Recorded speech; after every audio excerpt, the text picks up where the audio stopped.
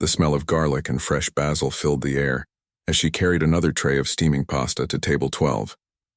Her feet ached in those black non-slip shoes she'd worn for the past 2 years. 27 years old, and some days she felt twice that age. "Enjoy your meal," she said with a smile that had become automatic. The couple barely looked up from their phones to acknowledge her. That was fine. She'd learned not to take it personally anymore. Bella Notte was the kind of restaurant where people came to celebrate. Anniversaries, promotions, first dates that were going well. She'd seen it all from behind her order pad. The white tablecloths were always spotless, the candles always flickering just right, and the wine list was longer than most books she'd read lately, which wasn't saying much. Between the lunch shift and the dinner rush, there wasn't time for much reading anymore. 3 years. That's how long she'd been doing this dance. Wake up at 9, throw on the uniform, work until 3. Rush home, grab a quick sandwich, then head to Mrs. Patterson's house to teach piano to her twins. After that, it was the Rodriguez boys. Then little Sophie Chen, who could barely reach the pedals but had more determination than most adults she knew. By the time she got back to Bella Notte for the evening shift, her fingers were already tired from guiding small hands across piano keys. But she needed both jobs. The restaurant paid the rent and kept the lights on. The piano lessons, that money went straight to her brother's college fund. He was studying engineering at State. Smart kid. Someone in the family should get to finish their degree. She remembered the day she'd made that choice, 3 years ago, sitting in a hospital room that smelled like antiseptic and sadness.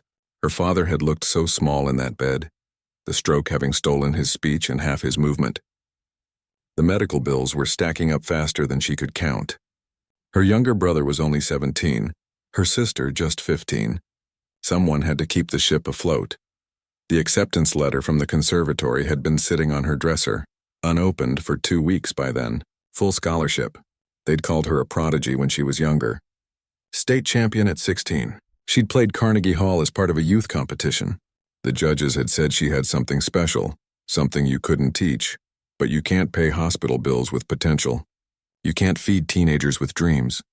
So she tucked that letter away, put on a server's apron, and learned to smile at strangers, while her hands carried plates instead of making music. "Excuse me, miss, this wine is corked," she snapped back to the present. Table 8. The man was holding his glass with the kind of superiority that came with too much money and too little kindness. "Of course, sir. I'll bring you another bottle right away." As she walked back to the bar, she caught sight of it in the corner. The piano. It had been there for about a month now. Mr. Giordano, the owner, had bought it at some estate sale. "For atmosphere," he'd said. "A beautiful Steinway grand, its black surface polished to a mirror shine." It sat there like a sleeping giant, decorative and silent. Every shift she'd find herself looking at it. Sometimes, when she was wiping down tables after closing, she'd let her fingers brush across the keys, never pressing down, never making a sound, just feeling the familiar smoothness under her fingertips, like greeting an old friend you haven't spoken to in years. The dinner rush picked up. More tables, more orders, more smiles. A family with 3 kids who couldn't decide what they wanted. A business meeting where everyone ordered the cheapest pasta and took up space for 3 hours. A young couple clearly on a first date, both so nervous they could barely eat. She moved through it all like water, efficient and invisible. That's what good service was supposed to be. You anticipated needs before they were spoken. You appeared exactly when needed and disappeared when you weren't. "Hey, you doing okay?" Tony, the other server, asked as they passed each other near the kitchen. Tony was in his 50s, been working restaurants his whole life. He had kind eyes and a grandpa energy that the customers loved. "Just another Thursday," she said. "You say that every night," he laughed. "When's the last time you took a day off?" She had to think about it. 2 months? 3? The piano lessons filled her afternoons, and Mr. Giordano always needed someone for the dinner shift. Days off felt like wasted money, and wasted money meant her brother might have to take out more loans. "I'm fine." "Tony, really?" He gave her that look, the one that said he didn't believe her but wasn't going to push it. Good old Tony. The evening continued. A woman sent back her chicken twice. A man proposed to his girlfriend by table 6, and everyone clapped. She brought out a complimentary dessert with a candle and wished them well, and she meant it. Really, she did. Even if a small part of her wondered what it felt like to have time for romance, for plans, for a future that wasn't just about surviving until next month's rent. Around 8:30, she noticed something different. The restaurant was filling up more than usual. Mr. Giordano was wearing his best suit instead of his usual polo shirt. Maria, the hostess, had mentioned something earlier about a special night, but she'd been too busy to pay attention. "What's going on?" she asked Tony during a quick break. "Anniversary party. 10 years since Giordano opened this place. Got some big-shot food critic coming, and apparently some famous conductor from the symphony. He's trying to impress them." Her stomach dropped. Of course. The one night she was running on 4 hours of sleep and had already spilled marinara sauce on her apron. Perfect. She checked her reflection in the bathroom mirror. Tired eyes stared back at her. When had those lines appeared at the corners?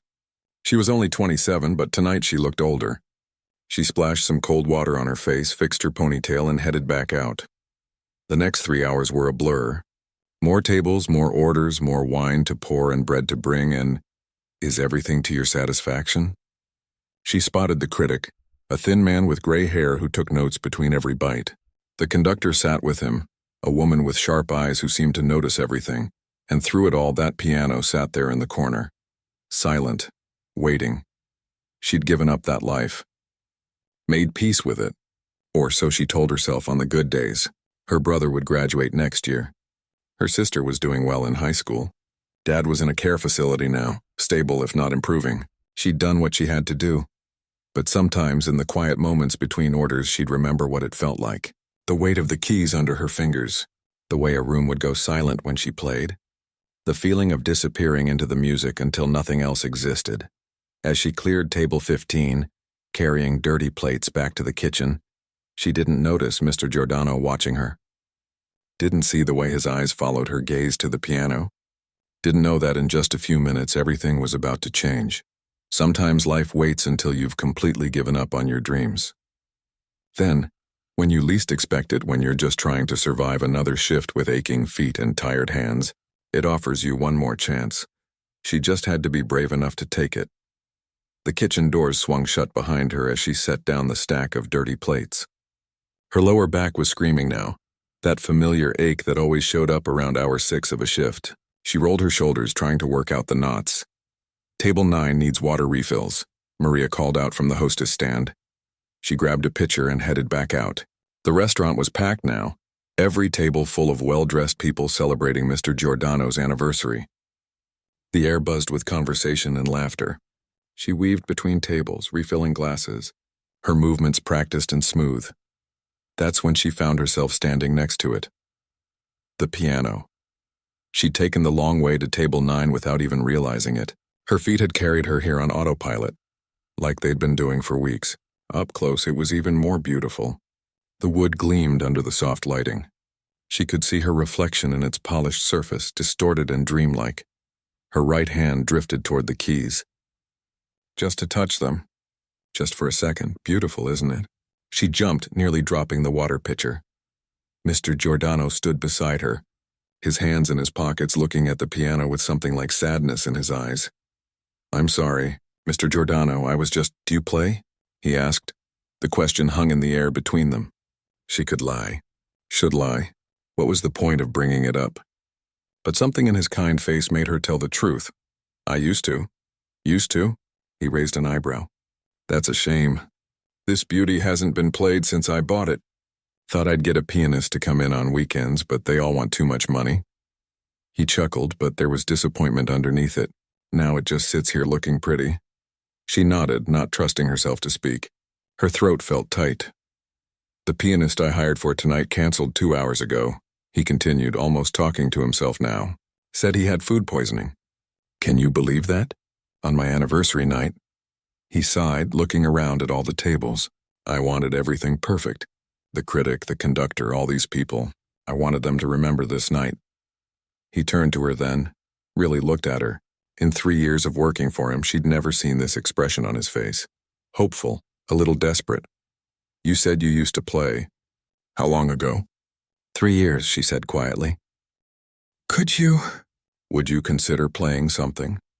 Nothing fancy. Just some background music, something soft to set the mood."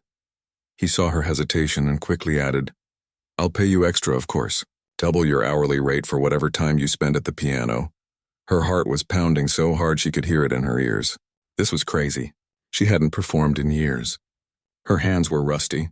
She'd mess up, embarrass herself, embarrass him. All these important people would hear her play and know she was just a waitress pretending to be something she wasn't. But her fingers were already tingling. That old feeling like electricity running through her veins. Just background music? She asked. Just background music, he confirmed. Something pretty. You know, atmospheric. She looked at the piano again, at her reflection staring back at her. When had she become this person? This scared version of herself who wouldn't even try. Okay, she heard herself say. Okay, I'll try. Mr. Giordano's face broke into a huge smile. Thank you, really, you're saving me here. He gestured toward the piano. Whenever you're ready. She set down the water pitcher on a nearby service station. Her hands were shaking as she approached the bench.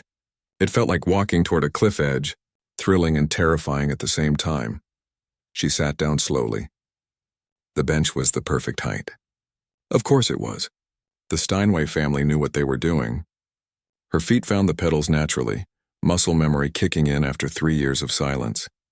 She placed her hands on the keys. The ivory was cool and smooth.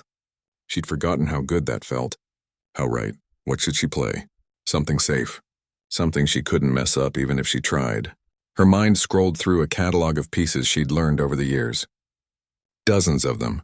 Hundreds, maybe. She chose Debussy. Clair de Lune. Moonlight. It was a piece she'd played so many times she could probably do it in her sleep. Soft, pretty. Exactly what Mr. Giordano wanted for background music. She took a breath and began. The first notes floated out into the restaurant. Gentle. Uncertain. Her fingers felt stiff. Unpracticed. She hit a wrong note in the second measure and winced. But she kept going. The muscle memory was still there, buried under 3 years of carrying plates and teaching beginners. Around her, the conversation continued. Forks clinked against plates.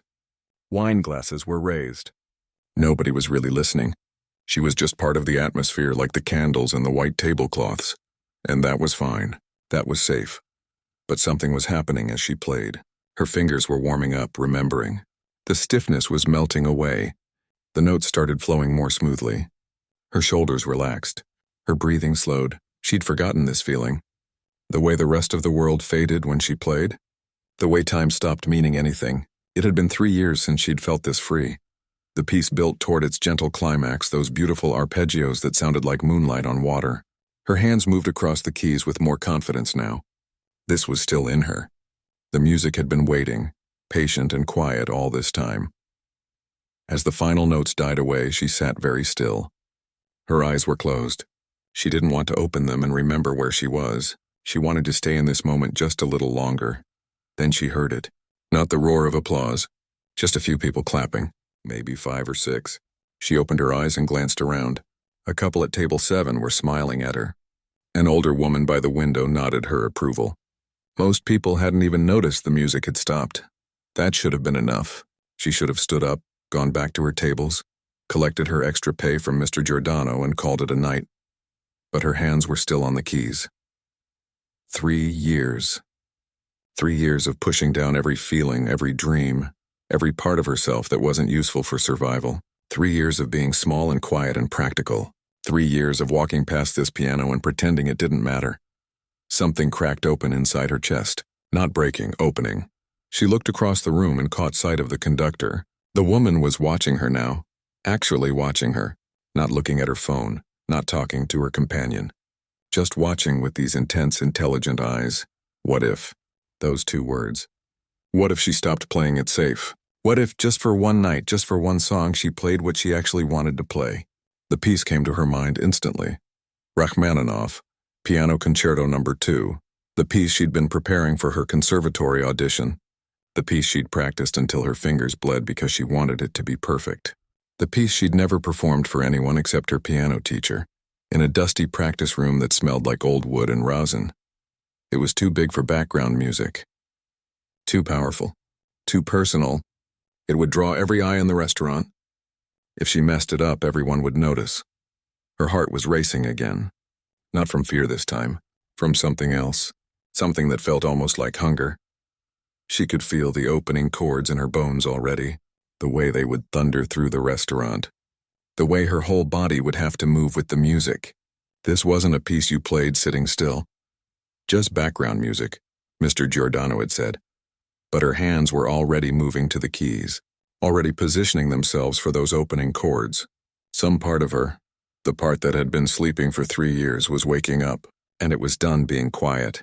She took one more breath, the last breath of her old life. Then she began to play. The first chord exploded from the piano like thunder. Not gentle. Not background music. Not safe. The sound crashed through the restaurant with such force that conversations stopped mid-sentence. Forks froze halfway to mouths. Wine glasses paused in the air she didn't notice. Her eyes were closed now, and she was somewhere else entirely. Her hands flew across the keys, pulling out those massive opening chords that Rachmaninoff had written over a century ago. Chords that were meant to be played with an entire orchestra behind them. But she didn't need an orchestra. Her hands alone made the piano sing and roar and weep. This was the piece that had lived in her heart for 3 years. The piece she'd hear in her head while carrying trays of pasta, while teaching scales to 7-year-olds, while lying awake at night too tired to sleep. It had been trapped inside her all this time, beating against her ribs like a caged bird. Now it was free. Her whole body moved with the music, swaying, leaning into the powerful passages, pulling back for the gentle ones. This wasn't just her fingers playing.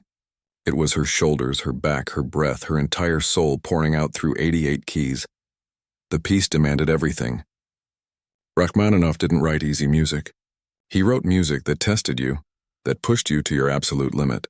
Her hands stretched across octaves, her fingers running up and down the keyboard in cascades of notes that sounded like rain, like tears, like joy breaking through darkness. She hit a passage that used to give her trouble.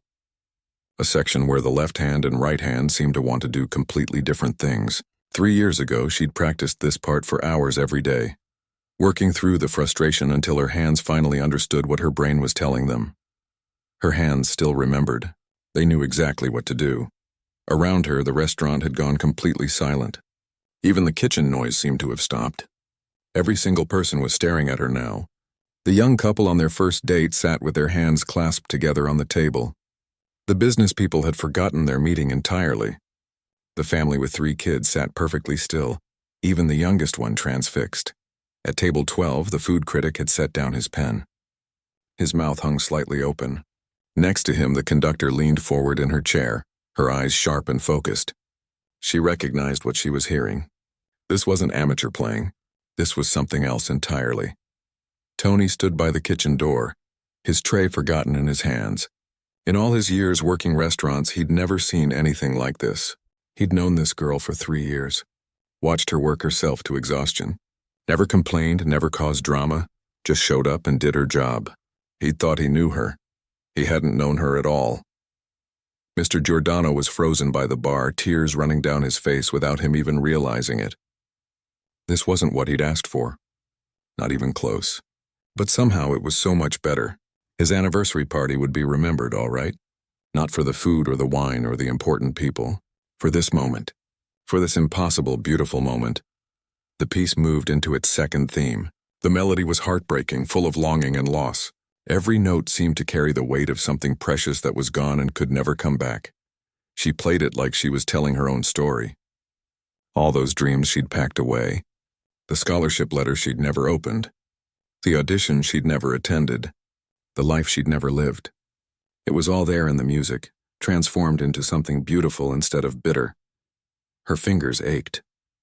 This piece was physically demanding, and she hadn't built up her endurance in years. But she pushed through the pain, not now. She couldn't stop now. The music built and built, climbing toward the massive climax. This was the part that had always scared her, even when she was practicing it every day. The part where everything came together in this wall of sound that was almost too much, almost overwhelming. She threw herself into it completely. Her hands were moving so fast they blurred. The piano sang out with everything it had. The sound filled every corner of the restaurant, vibrating in people's chests, making their hearts beat faster. A woman at table 9 started crying. She didn't even know why. She'd come here to celebrate her promotion, and now she was crying while this waitress played piano. But the music was pulling something out of her. Some feelings she'd buried years ago when she'd chosen practicality over passion. She wasn't the only one. All over the restaurant, people were feeling things they hadn't felt in years. The music was a key, unlocking doors they'd closed and forgotten about. The piece raced toward its conclusion. This was it, the final stretch. Her arms were burning with exhaustion. Her back screamed at her. Sweat dripped down her face. She didn't care. Nothing mattered except these last few measures. The music crashed through its final progression, each chord bigger than the last. Building, reaching for something just beyond grasp, and then, the last chord. She struck it with everything she had left. The sound rang out through the restaurant, huge and triumphant and final. It hung in the air like a bell, slowly fading into silence. She sat very still, her hands still on the keys, her chest heaving with exhaustion. Her eyes were still closed. She was afraid to open them, afraid to come back to reality, afraid to remember that she was just a waitress who'd just made a massive scene in the middle of service. For a long moment, nothing happened. Complete silence. Then someone started clapping. Not polite applause. Real applause. Loud and enthusiastic. Then someone else joined in. Then another. Then everyone, the entire restaurant, erupted. People were standing up from their tables. Standing and clapping, and some of them were cheering. The kind of response she'd only dreamed about back when she was competing, back when she'd imagined herself on real stages. She opened her eyes slowly. The sight before her made her breath catch. All these people, all these strangers on their feet. For her. The businessman in the corner was clapping so hard his face was red. The young couple couldn't stop smiling. Even the 3 kids were jumping up and down with excitement. Tony was crying now, not even trying to hide it. He was clapping and crying and grinning all at once. She stood up from the bench on shaking legs. Her whole body was trembling. She didn't know what to do with her hands. Should she bow, wave, run away and hide? Then she saw movement. The conductor was walking toward her, weaving between tables. The woman moved with purpose, her eyes never leaving her face. Behind the conductor, the food critic was coming too, and Mr. Giordano, and other people she didn't recognize but who moved like they were important, like they were used to getting what they wanted. They were all coming toward her. Her heart started pounding again, but this time it wasn't from the music. This was pure panic. What had she done? What had she just done? She'd made a spectacle of herself. She'd ignored what Mr. Giordano asked for. She'd probably ruined his anniversary party. The conductor reached her first. The woman's face was impossible to read. Serious. Intense. Then she smiled. A real smile that transformed her entire face. That was extraordinary, the conductor said. Her voice was quiet, but somehow everyone nearby heard it. The applause was dying down now, people sitting back down but still watching, still leaning in to hear what would happen next. I'm sorry, she stammered. Mr. Giordano asked for background music and I just... Sorry?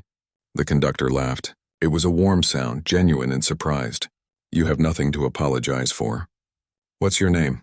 She told her. It felt strange saying her own name in this moment, like she was introducing someone new, someone she didn't quite recognize yet. The food critic stepped forward, already pulling a business card from his wallet. How long have you been performing professionally?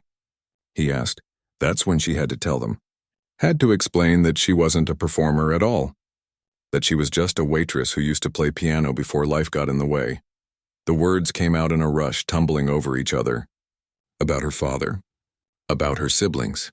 About the scholarship and the choice she'd made.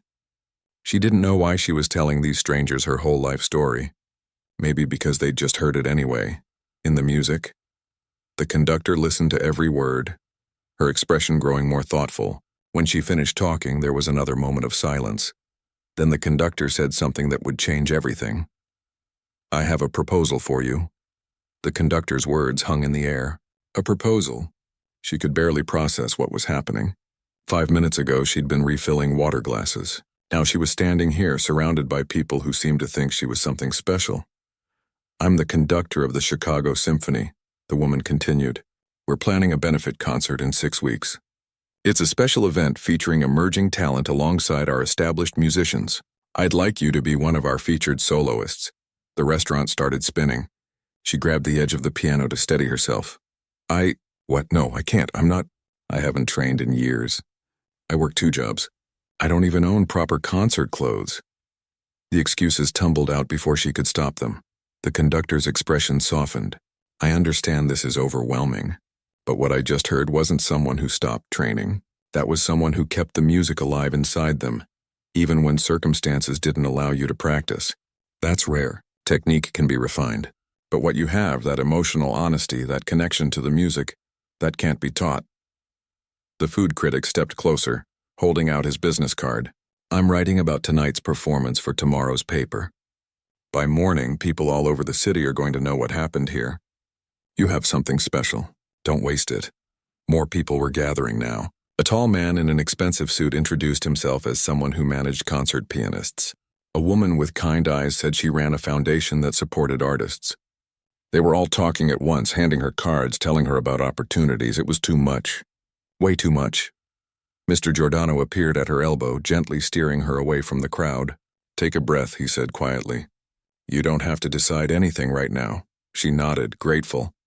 Her hands were still shaking. She looked down at the stack of business cards people had pressed into her palms. These weren't ordinary people. These were the kind of people who could change lives with a phone call. Tony brought her a glass of water. You okay, kid? I don't know, she said honestly. Tony, what just happened? He laughed, shaking his head. You just showed everyone who you really are. That's what happened. The conductor hadn't left. She was waiting patiently, giving her space but clearly not planning to leave without an answer. Finally, when the crowd had backed off a bit, she spoke again. Look, I understand you have responsibilities, family obligations. That's admirable. But this concert, it pays. Well, and it's broadcast on classical radio across 3 states. The exposure alone could open doors you haven't even imagined. How much? The question came out before she could think better of it. It felt crass talking about money, but she had bills to pay. A brother in college. A father in a care facility. The conductor named a figure. Her stomach dropped. That was more than she made in 3 months at the restaurant and teaching lessons combined. For one performance? She asked, not quite believing it. For one performance. Plus rehearsals, of course. You'd need to work with our orchestra. Get comfortable with the accompaniment. But yes, 1 concert. She did the math in her head. That money could cover her brother's tuition for a semester, could pay down some of Dad's medical debt, could give her breathing room for the first time in 3 years. But there was a catch. There was always a catch. 6 weeks, she said slowly. I'd need to practice a lot. I'd have to cut back my hours here and the piano lessons. She trailed off, thinking about little Sophie and the Rodriguez boys and all the other kids who counted on their weekly lessons. The woman with kind eyes, the one from the foundation, spoke up. I think I might be able to help with that. My organization provides fellowships to artists who are supporting families. We could cover your basic expenses while you prepare for the concert. You wouldn't have to choose between paying rent and practicing. Why? She couldn't help asking. Why would you do that for me? You don't even know me, the woman smiled. Because 30 years ago, someone did it for me. I was a dancer working 3 jobs to support my mom. Someone gave me a chance and it changed my life. Now I look for chances to pay that forward. This couldn't be real. Things like this didn't happen to people like her. She was nobody. Just a waitress who'd played piano once upon a time. But the conductor's card was real in her hand. The offer was real. And the way her heart was pounding, that was real too. I need to think about it, she said finally. I need to talk to my family. This is all so sudden. The conductor nodded like she'd expected that answer. Of course. Take tonight, sleep on it, but I'll need to know by tomorrow evening. We have to finalize the concert program. Tomorrow evening. Less than 24 hours to make a decision that could change everything. The crowd started to disperse, people returning to their tables. The restaurant slowly came back to life, though everyone kept glancing over at her, whispering. She heard fragments of conversations. Did you hear that? Who knew? Absolutely incredible. Mr. Giordano appeared again, this time with a glass of red wine. You're off the clock, he said firmly. Sit, drink, breathe. She sat at an empty table in the corner, her legs finally giving out. The wine was good, probably expensive. She didn't usually drink on work nights, but tonight wasn't usual anything. Tony joined her a few minutes later. The natives are restless out there, he said with a grin. Everyone wants to know your story. I don't have a story, she protested. I'm just nothing, he interrupted. Stop doing that. Stop making yourself small. You're talented. Incredibly talented. I've been watching you shrink yourself down for 3 years, and I never understood why. Now I get it. You were hiding. His words hit harder than she expected. Was that what she'd been doing, hiding? I made a choice, she said quietly. My family needed me, and they still need you. But maybe they need you to be happy too. Maybe they need to see that sacrificing everything doesn't have to be forever. She thought about her brother, studying engineering at State, about her sister, who wanted to be a writer but was already talking about practical majors, safe careers. What was she teaching them? That dreams were things you gave up? That wanting something for yourself was selfish? I'm scared, she admitted. What if I'm not good enough? What if I fail? Tony leaned back in his chair.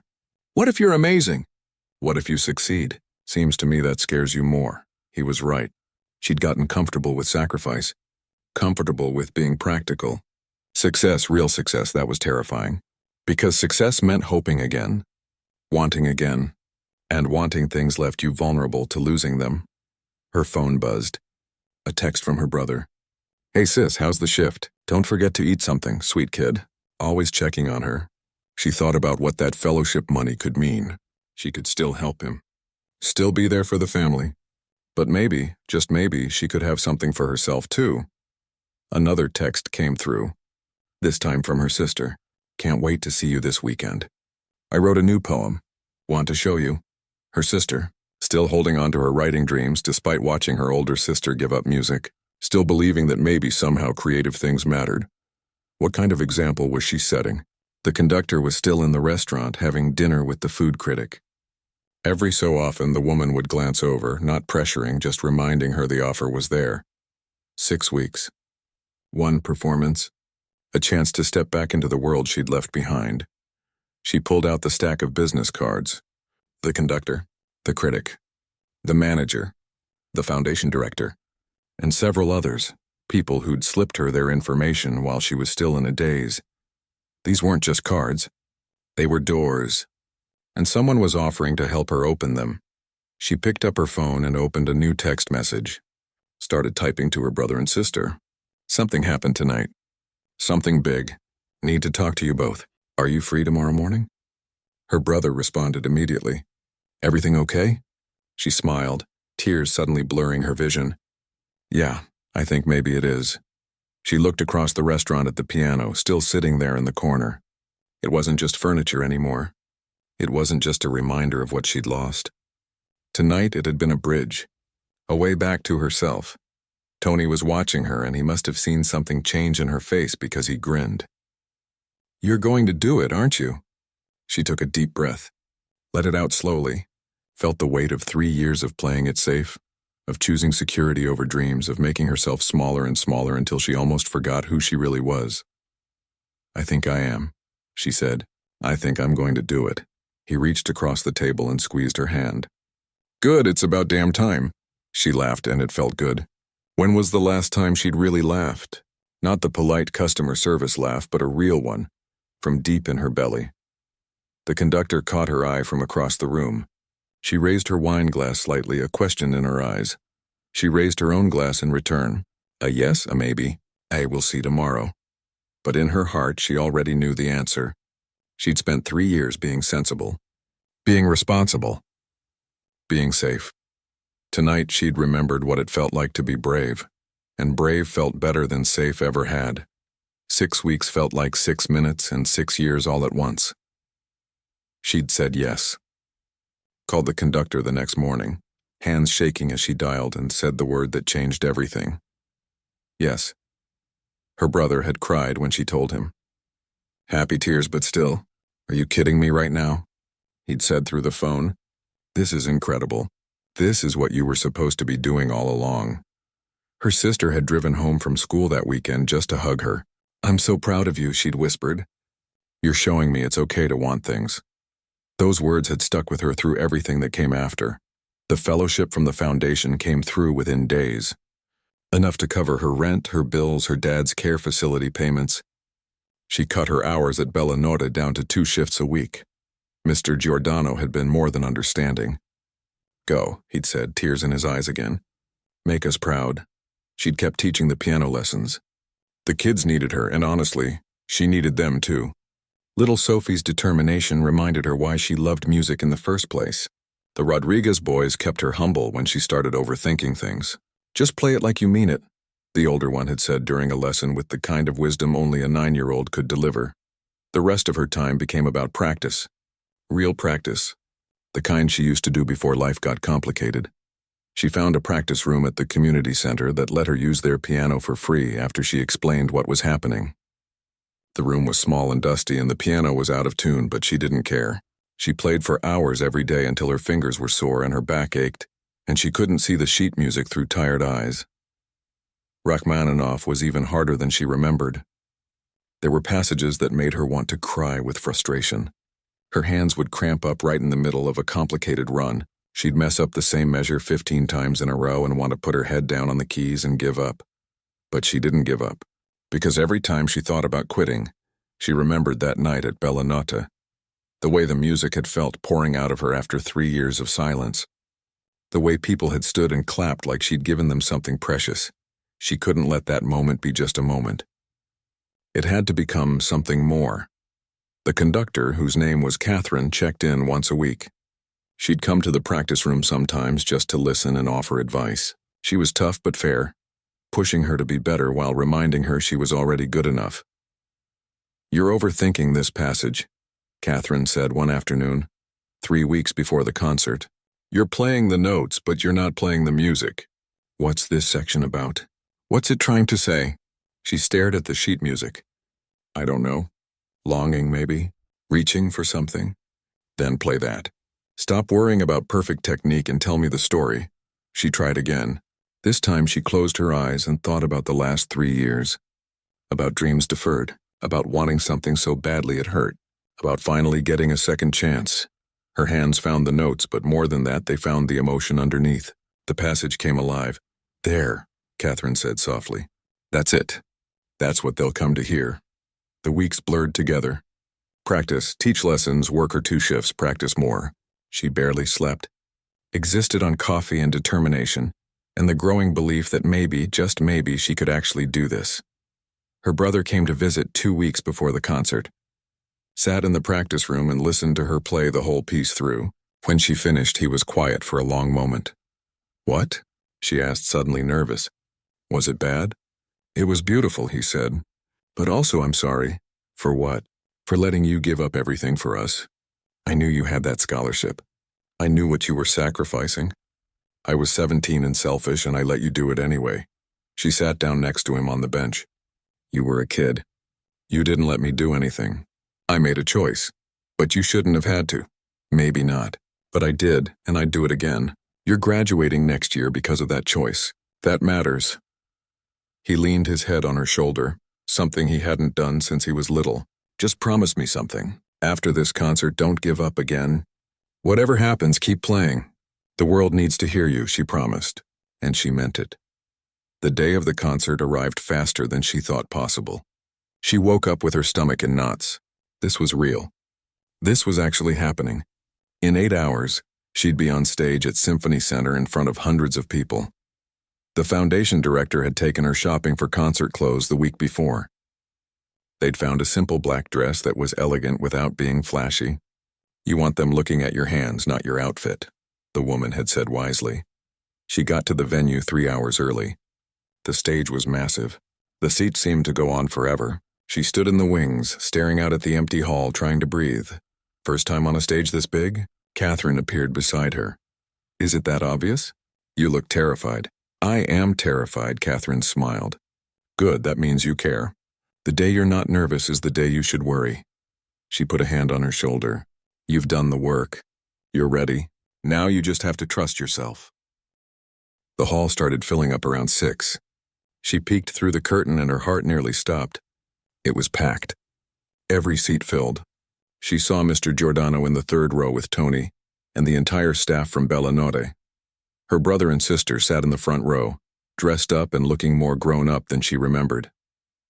Her piano students were scattered throughout the audience with their families, and in the back, standing because there were no seats left, she saw some of the regulars from the restaurant. The couple who'd been on their first date that night. The business people. Even the family with the 3 kids, they'd all come. Come to see the waitress play piano. The opening acts performed first. A violinist, then a cellist, both incredible. She waited backstage, her hands ice-cold despite the warm building. This was it. Her moment was coming. Catherine gave her a final nod of encouragement. The announcer's voice boomed through the hall.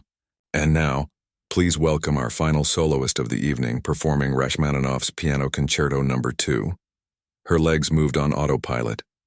Out onto the stage, into the bright lights. The piano waited, a beautiful grand that probably cost more than she'd make in 5 years.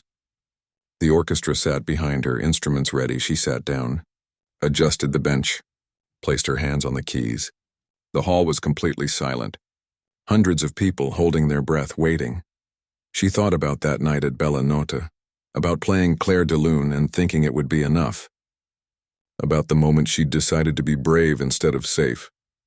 She thought about her father in his care facility, who couldn't speak but who'd squeezed her hand so tight when she'd told him about the concert. About her siblings in the front row. About all the people who'd believed in her when she'd stopped believing in herself. She took one breath. 2. Then she nodded to Catherine, who raised her baton. The orchestra came in first, those opening bars that set the stage. Then it was her turn. Her hands came down on the keys and the music exploded into the hall. All those hours of practice, all that work, all that fear and hope and determination, it all came pouring out. But more than that, she played the last 3 years. The sacrifice and the love and the choosing to be small so others could be big. She played the joy of rediscovery, the terror of second chances, the gratitude for people who saw something in her that she'd stopped seeing in herself. She played like someone who'd been given a gift and knew exactly how precious it was. The piece built and soared and wept and triumphed. Her hands flew across the keys. The orchestra swelled behind her. She was flying. She was home. She was exactly where she was supposed to be. When the final chord rang out, there was a moment of perfect silence. Then the hall erupted. People leaped to their feet. The applause was deafening. She stood on shaking legs and bowed, tears streaming down her face. The orchestra was applauding her. Catherine was applauding her. And in the audience, her brother and sister were on their feet, crying and cheering and clapping until their hands must have hurt. She took another bow. And another. The applause wouldn't stop. Later there would be offers. Recording contracts and concert tours and opportunities she'd never imagined. There would be interviews and articles and her face in the paper. But right now, in this moment, none of that mattered. What mattered was that she'd kept her promise. To her brother. To herself. She'd been brave. She'd played from her heart. And she'd shown everyone, including herself, who she really was. She wasn't just a waitress who used to play piano.